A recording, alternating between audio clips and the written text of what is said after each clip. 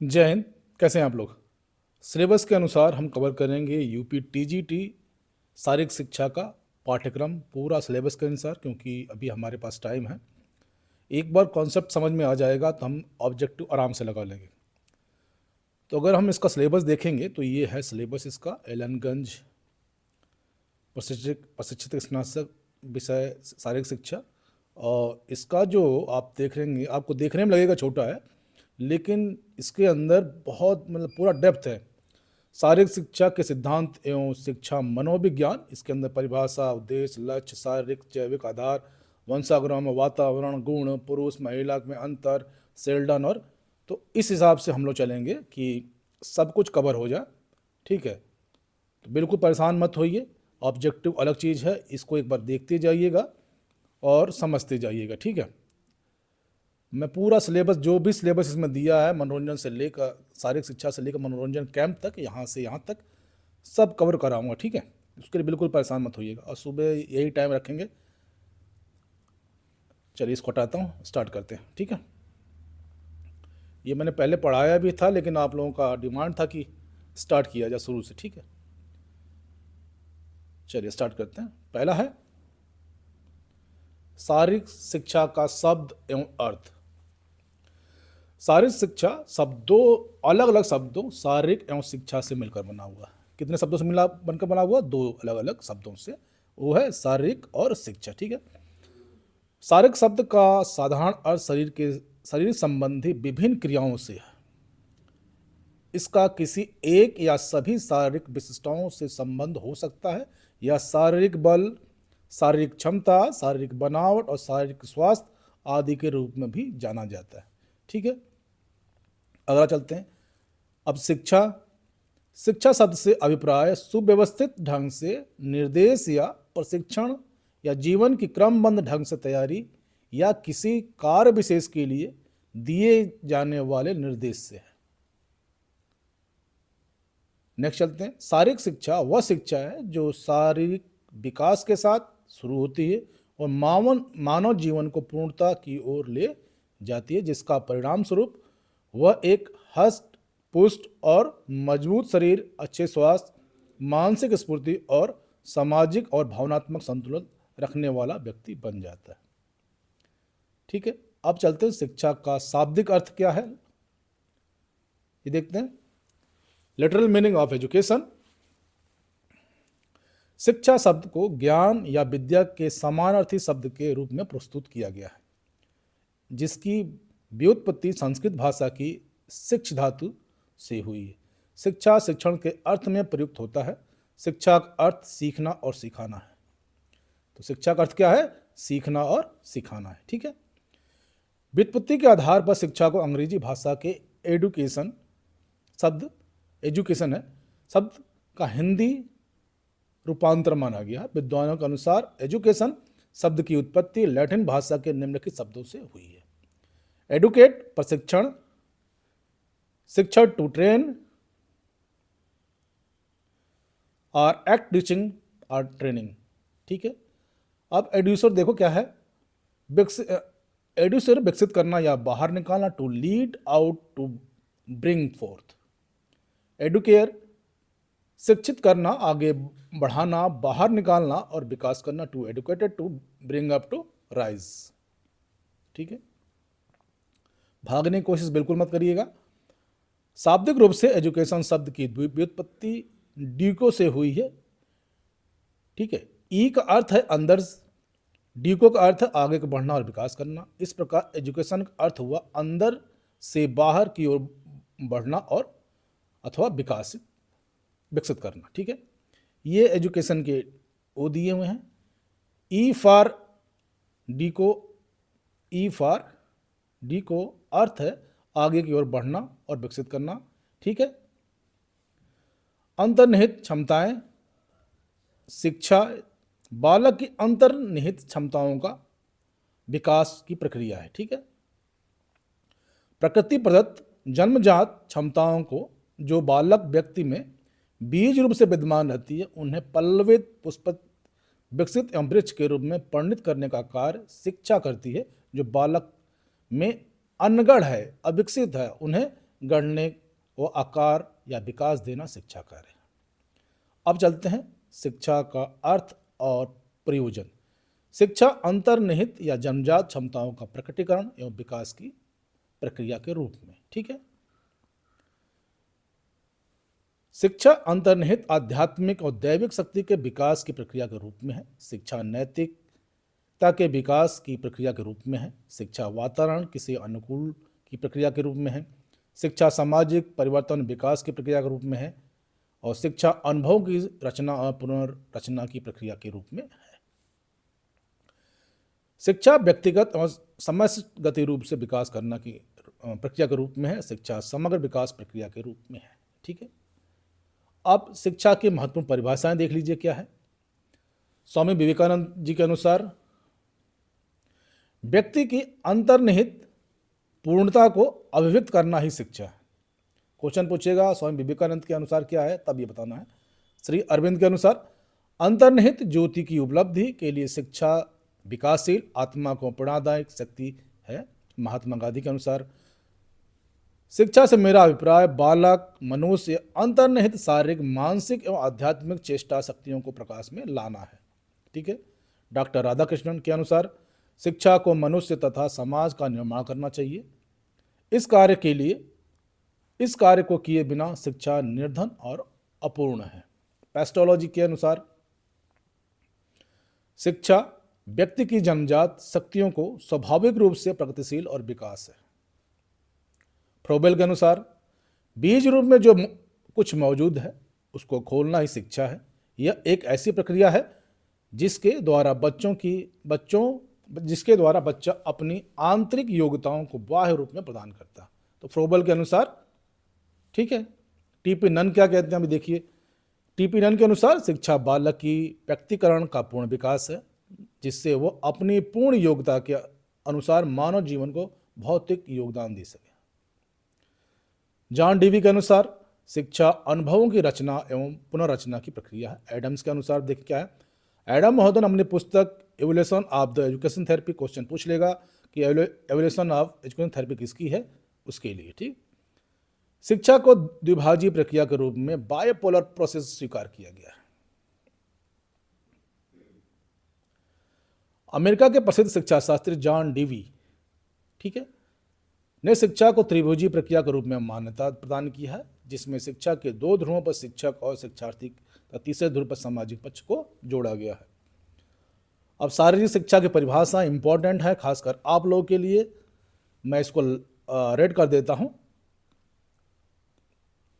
इस पर आप लोग ध्यान रखिएगा। ठीक है, चार्ल्स ए बूचर के अनुसार शारीरिक शिक्षा संपूर्ण शिक्षा प्रक्रिया का एक अभिन्न अंग है और उद्यम का क्षेत्र है, जिसका उद्देश्य शारीरिक, मानसिक, भावनात्मक तथा सामाजिक रूप से संपूर्ण नागरिकों का इस प्रकार की क्रियाओं द्वारा विकास करना है, जिसका चयन उनके उद्देश्यों की पूर्ति को ध्यान में रखकर किया गया है।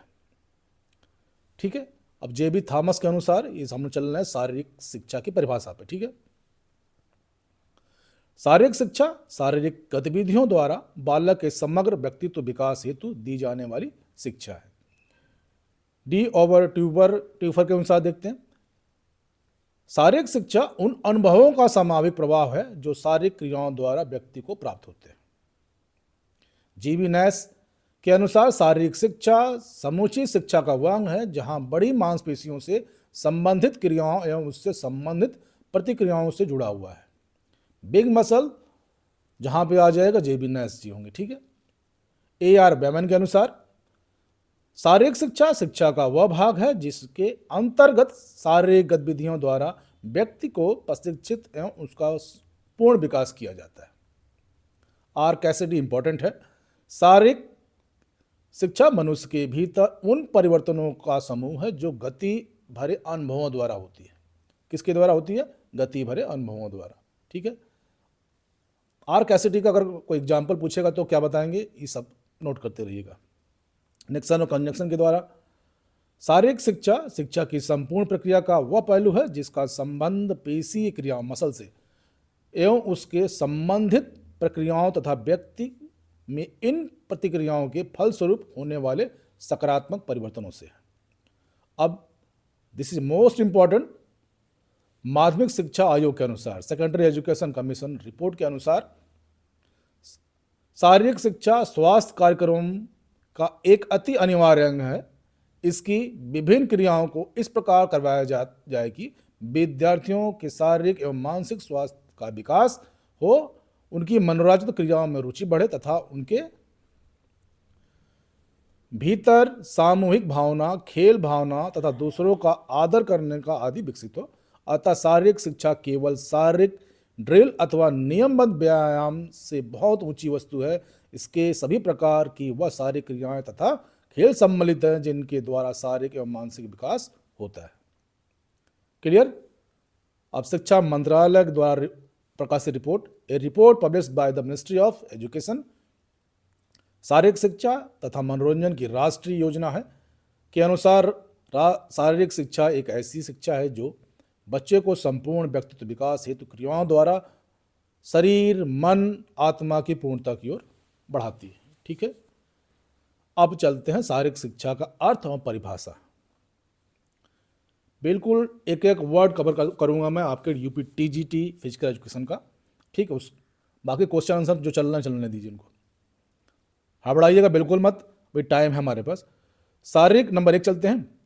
शारीरिक क्रिया संपूर्ण शिक्षा प्रक्रिया का एक अनिवार्य अंग है। नंबर 2, शारीरिक शिक्षा का संबंध मांसपेशी अथवा गामक गतिविधियों से है। क्वेश्चन पूछेगा शारीरिक शिक्षा का संबंध किससे है, फिर 4 ऑप्शन देगा तो इसमें से आपको टिक करना है। तीसरा, मांसपेशी गतिविधियों के फलस्वरूप व्यक्ति के भीतर संपूर्ण महत्वपूर्ण परिवर्तन होते हैं। किससे? मसल से, उसके फिजिकली चेंजेस होंगे।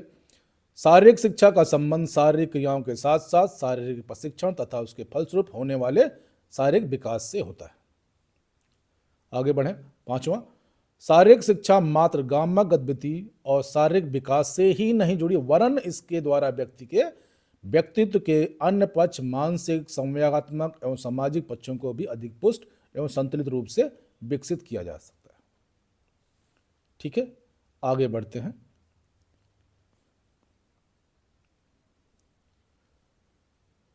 अब शारीरिक शिक्षा का उद्देश्य देखते हैं।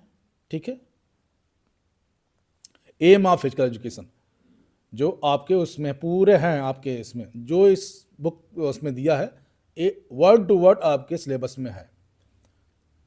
शारीरिक शिक्षा के लक्ष्यों के संबंध में J.F. विलियम्स का कहना है कि शारीरिक शिक्षा का उद्देश्य एक कुशल नेतृत्व व पर्याप्त सुविधाएं उपलब्ध कराना है जो व्यक्ति या समूह को उन स्थितियों का सामना करने का अवसर प्रदान करती है जो शारीरिक रूप से हितकारी, मानसिक उत्तेजना एवं संतुष्टि और सामाजिक हित वाली होती है। ठीक, 1893 में क्वेश्चन पूछेगा, 1893 में थॉमस वुड ने क्या कहा था? थॉमस वुड ने कहा था शारीरिक शिक्षा भी उतना ही व्यापक उद्देश्य लिए हुए जितना शिक्षा या स्वयं लिए हुए होती है और उतना ही मानव जीवन के लिए उत्कृष्ट है। ठीक है, और प्रेरक है।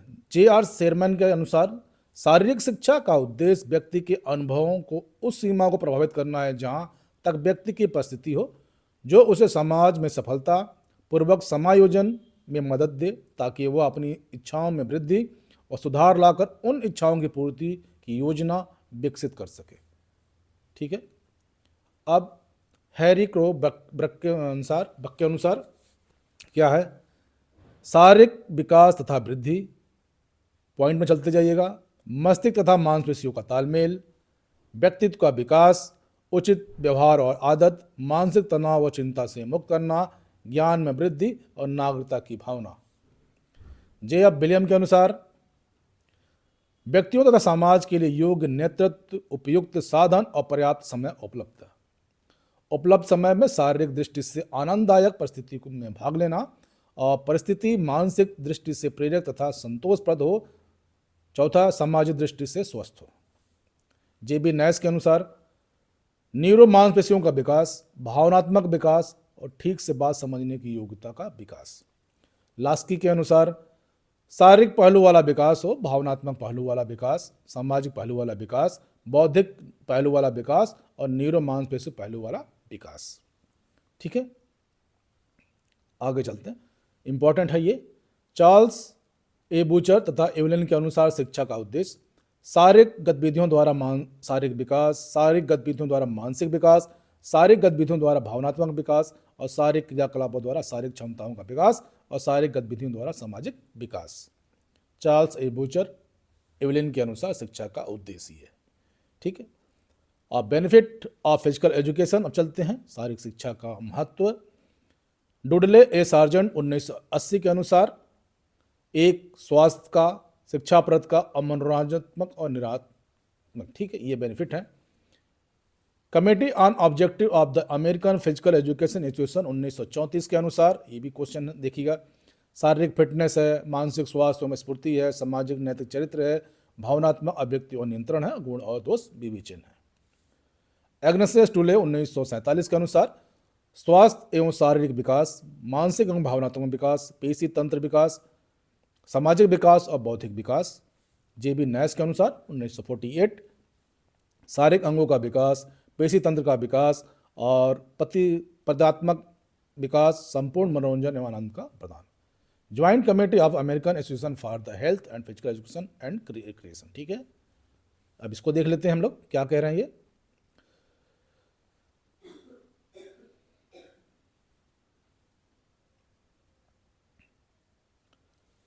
आप state director of health education, अधिकतम शारीरिक क्षमता का विकास एवं उसका रखरखाव, उपयोगी क्षमता का विकास, व्यक्ति को समाज उपयोगी बनाना और संपूर्ण मनोरंजन एवं आनंद प्रदान करना। अमेरिकी association for the health, physical education and recreation 1965 में 5 मुख्य लक्ष्य निर्धारित किए गए थे। ठीक है, ये इंपॉर्टेंट है। बच्चों को न केवल व्यायाम, खेलों, क्रियाओं के नृत्य, बल्कि जीवन की सभी क्रियाशील स्थितियों में कुशलता एवं प्रभावी तरीके से निपटना सिखाना है। दूसरा, स्वयंसेवी क्रियाओं एवं से दस्तूर के बारे में समझ विकसित करना, जिसमें व्यक्ति अपने जीवन की महत्वपूर्ण परियोजनाओं के लिए गतिविधि एवं स्वयं उसका आयोजन कर सके। तीसरा, दूरी, समय, जनशक्ति, संबंध और संबंधित अवधारणा का समृद्ध बनाने का समझ बढ़ाना। चौथा, मानव व्यवहार में समाज स्वीकृत प्रतिमानों, विशेषता, खेल, क्रियाओं एवं अव्यवस्थित प्रभावों का संदर्भ में समझ विकसित करना। पांचवा है दिल, फेफड़ा, मांसपेशी और अन्य एकेंद्रित व्यवस्था की बढ़ती आवश्यकता में प्रत्युत्तर अनुकूलित करना। ठीक है, चार्ल्स बूचर के अनुसार शारीरिक विकास, हरकत एवं मानसिक विकास, हरकत एवं प्रेरक कार्य क्षमता विकास, सामाजिक विकास और प्रभावी विकास। ये संपूर्ण जीवन के लिए व्यक्ति की अधिकतम स्वास्थ्यवर्धक विकास, ये उद्देश्य दे रखे हैं। मैं छोड़ूंगा कुछ भी नहीं। शिक्षाप्रद अनुभव, उद्देश्य क्या है? शिक्षाप्रद अनुभव हो। मैं इसको दूसरे कलर करता हूं। शिक्षाप्रद अनुभव हो, व्यक्तिगत विकास हो, न्यूरोमानसिक मांसपेशियां हो, नैतिक और चारित्रिक विकास हो, उपयोगी क्षमता का विकास हो, प्रतिनात्मक विकास हो, समय का सदुपयोग हो, सुधारवादी क्रिया हो और समर्थ नागरिक। ठीक है, क्लियर। अब चलते हैं हम लोग। एडवर्ड एफ वाल्टर ने सारे उपलब्ध साहित्य की समीक्षा के बाद जो सुझाव दिया वो सारे शिक्षा के 4 लक्ष्यों को विभाजित करता है। क्या लक्ष्य है? शारीरिक विकास, हरकत एवं प्रेरक कार्य क्षमता का विकास, ज्ञान और लक्ष्य, समझ लक्ष्य, सामाजिक एवं भावनात्मक विकास लक्ष्य। ब्लूम एवं क्रॉथवेल के अनुसार विद्वानों ने लक्ष्यों को 3 वर्गों में बांटा है। क्या? संज्ञानात्मक, भावनात्मक, मनोप्रेरक और साइकोमीटर। अब संज्ञानात्मक क्या है देख लीजिएगा। कॉन्जेक्टिव डोमेन क्या है? इसको मैं येलो कर देता हूं। इस क्षेत्र में ज्ञान, समझ, अध्यायवास, विश्लेषण, संश्लेषण और मूल्यांकन आदि सम्मिलित रहते हैं, जो बौद्धिक योग्यता का दक्षता के विकास के लिए उत्तरदायी है। इस लक्ष्य का संबंध ज्ञान, बढ़ते ज्ञान, समस्याओं का निष्पादन और योग्यता में सुधार, समय का बोधगम्यता और विशुद्ध रूप से अवधारणा का विकास और उन्हें पहचानने से। ठीक है। भावनात्मक क्षेत्र, इफेक्टिव डोमेन क्या है? यह क्षेत्र मुख्यतः खिलाड़ियों के लिए उनकी उपयुक्तता, रुचियों, गुण, ग्रहण, दृष्टिकोण और अपनी राय बनाने के लिए सोचने और स्पष्ट करने में मदद देता है। यह व्यक्ति को सामाजिक और भावनात्मक रूप से अपरिपक्वता, इनमेच्योरिटी से परिपक्वता, मैच्योरिटी की ओर ले जाने में सहायक होता है। ठीक है, अगला चलते हैं मनोप्रेरक यह क्षेत्र दक्षताओं के विकास और सुधार से संबंधित है। यह लक्ष्य विकसित हो रही शारीरिक सजगता से संबंधित है और शारीरिक क्रियाओं को समक्ष शिष्ट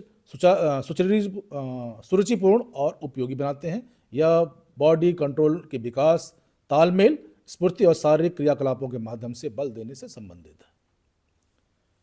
ठीक। मनोप्रेरक क्षेत्र दो भागों में विभाजित किया गया है।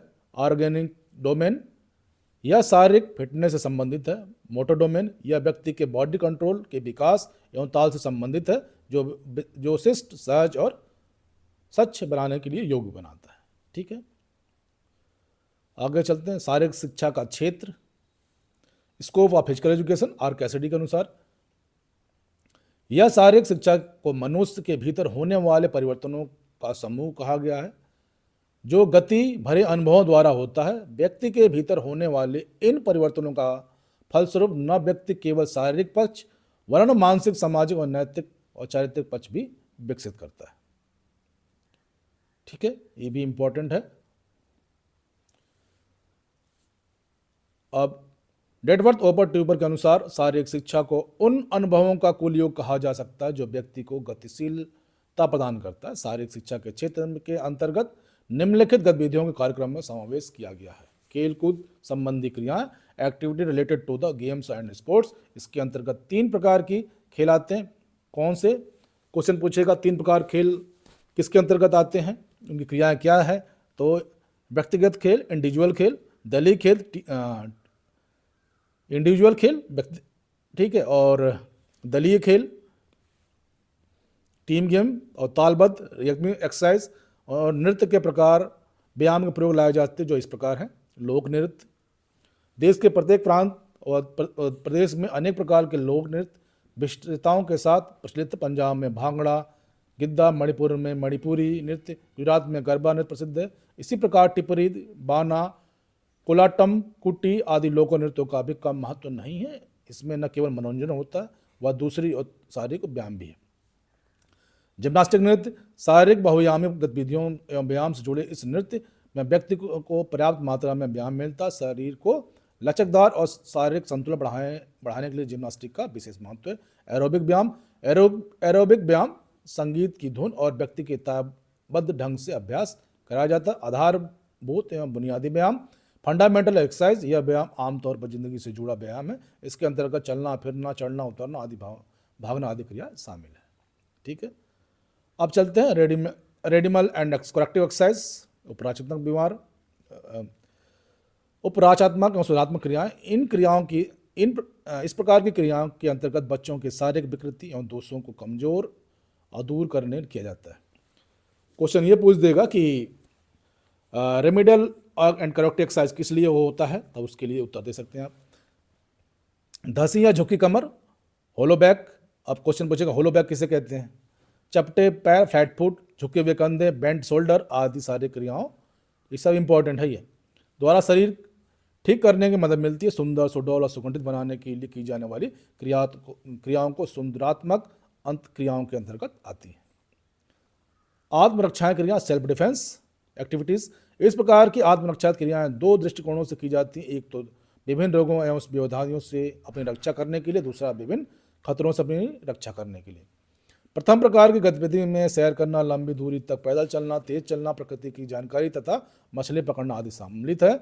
दूसरे प्रकार में आत्मरक्षा क्रियाएं मुक्केबाजी, कुश्ती, घुड़सवारी, तीर चलाना, गतका, लाठी चलाना, जूडो आदि। ठीक है, जिम्नास्टिक शरीर को सुडौल, संतुलित तथा उसमें लचक बढ़ाने के लिए जिम्नास्टिक का अत्यंत सहायक है। योगिक क्रियाएं, आसन, योगिक एक्सरसाइज एंड पोस्चर्स। योगिक क्रियाएं सहज, दीर्घजीवी एवं असाध्य रोगों से मुक्ति की देने वाली क्रियाएं हैं। मनोरंजन क्रियाएं, दिन भर की थकान तथा अवकाश के समय सदुपयोग करने के लिए मनोरंजन क्रियाओं का प्रावधान है। कैंपिंग, पर्वतारोहण, सैर सपाटे, एक्सक्रीम के अंतर्गत आते हैं। ठीक है, अब चलते हैं शारीरिक शिक्षा के क्षेत्र में शारीरिक शिक्षा की देन। Contribution of the physical education, general education, आत्मज्ञान, मानवीय संबंध, आर्थिक निपुणता, नागरिक उत्तरदायित्व का उद्देश्य। हाँ, आत्मज्ञान, ऑब्जेक्टिव ऑफ सेल्फ रियलाइजेशन। इन उद्देश्यों के द्वारा व्यक्ति के अंदर छिपे गुणों का विकसित कर सकते हैं। इसका विकास निम्नलिखित तरीकों से हो सकता है। सजग अलर्ट माइंड, इसके द्वारा अपने वातावरण को अच्छी तरह से समझा जा सकता है। Knowledge of the health and disease, स्वास्थ्य तथा बीमारियों की जानकारी। शारीरिक शिक्षा इस क्षेत्र में व्यक्ति को प्रसन्न तथा तनाव रहित रहने मनोरंजक क्रियाओं द्वारा सहायता प्रदान कर सकती है। घर तथा सामाजिक स्वास्थ्य, domestic and the social health. शारीरिक शिक्षा शारीरिक, मानसिक तथा सामाजिक गुणों का विकास करती है, इसलिए इन क्षेत्रों में जानकारी प्राप्त करने की से व्यक्ति अपने सामाजिक स्वास्थ्य के विकास में सहायक हो सकता है। खेलों में भाग लेने के लिए कौशल। शारीरिक शिक्षा की प्रक्रिया कार्यक्रम के अंतर्गत विभिन्न कौशलों की उत्पत्ति होती है, जिसके कारण वह निष्पादन और विकसित कर सकता है। मनोरंजन क्रियाएं, खाली समय का सदुपयोग करने के लिए मनोरंजक क्रियाएं काम में लाई जा सकती हैं। सौंदर्य एवं प्रशंसा एवं उपासना। शारीरिक शिक्षा कार्यक्रम में ऐसी क्रियाएं कराई जाती हैं जिससे शारीरिक सौंदर्य की वृद्धि हो सके। नेक्स्ट चलते हैं। मानवीय संबंध और उद्देश्य, ऑब्जेक्टिव और ह्यूमन रिलेशनशिप। शारीरिक शिक्षा की इस क्षेत्र में सम्मिलित देन है। मानव भलाई की ओर ध्यान देना, मेल जोल बढ़ाना तथा विभिन्न जातियों, देशों, समुदाय और खिलाड़ियों की पारस्परिक मित्रता बढ़ाना। सहयोग की प्रेरणा, शारीरिक शिक्षा, नम्रता, उचित खेल भावना का विकास, आर्थिक निपुणता, इकोनॉमिक्स एफिशिएंसी। शारीरिक शिक्षा आर्थिक निपुणता और निम्नलिखित में से विकसित कर सकती है। कर्म कौशल के लिए शिक्षा देना, व्यवसाय के लिए शिक्षा, स्वास्थ्य को उत्तम रखना और व्यवसाय चुनने में सहायक। ठीक है।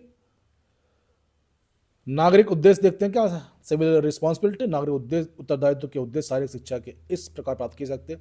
मित्रता और सहानुभूति, सहन शक्ति, अनुशासन, उत्तरदायित्व की भावना और प्रजातांत्रिक दृष्टिकोण। शारीरिक शिक्षा के जैविक आधार, biological basis of physical education. Darwin के अनुसार मानव जीवन विकास क्रम में सबसे बड़ी जटिल कड़ी है। डार्विन के अनुसार बंदर से मनुष्य की उत्विकास कारण कुछ विशेष जातियां गुण विकसित मस्तिष्क तथा पृष्ठभाग के अवयवों को भेद करना। ठीक।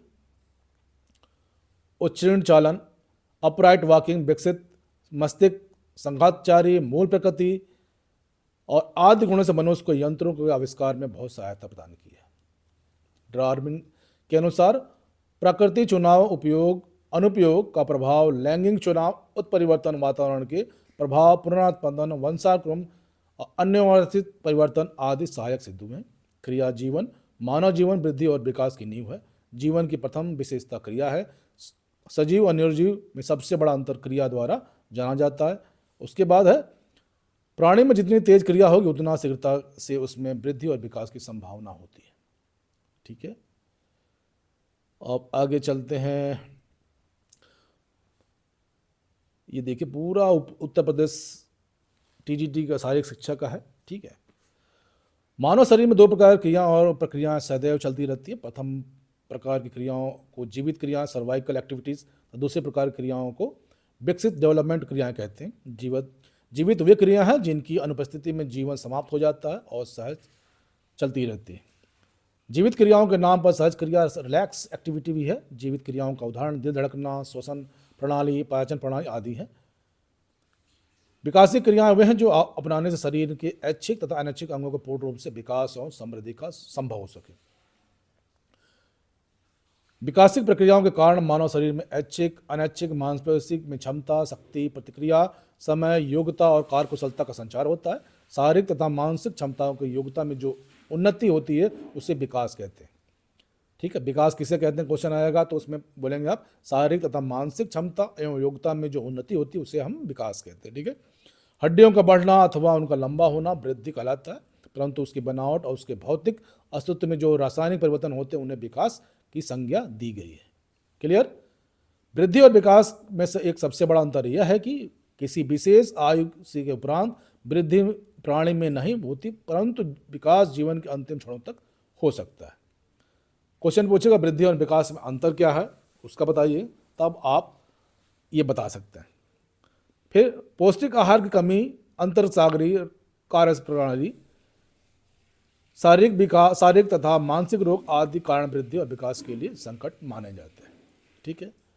ये कुछ इसके टॉपिक हैं। वृद्धि और विकास में अंतर, दिस इज मोस्ट इंपॉर्टेंट, इसको कवर कर लेते हैं। वृद्धि क्या है। वृद्धि दृश्य वृद्धि दिखाई देती है। वृद्धि की आवृत्ति, परिणाम और शरीर के भार के रूप में प्रत्यक्ष नापा जा सकता है। वृद्धि व्यक्ति के एक निश्चित आयु तक की जारी रह सकती है। वृद्धि की सीमाएं व्यक्ति के अनुवांशिक द्वारा तय होती है। अब विकास क्या है? Differentiation between the growth and development. विकास अदृश्य है, विकास को प्रत्यक्ष नहीं नापा जा सकता। उदाहरण गति, बल, मानसिक योग्यता और शैक्षिक उपलब्धियां। विकास मृत्यु तक जारी रहती है। विकास व्यक्ति के लिए उपलब्ध वातावरण से अधिक प्रभावित होता है। ठीक है, तो इतना आज कवर करते हैं क्योंकि टाइम हो गया है। तो इसके साथ ही जय हिंद, जय भारत, खुश रहिए, स्वस्थ रहिए, मस्त रहिए। हाँ, अगर मेहनत अच्छी लग रही होगी तो वीडियो को लाइक करिएगा, ठीक है, और हो सकेगा तो अगर आपको डिस्कशन पढ़ना होगा तो कमेंट करिएगा ताकि मैं इसको पूरा कवर कर सकूँ। Thank you all of you.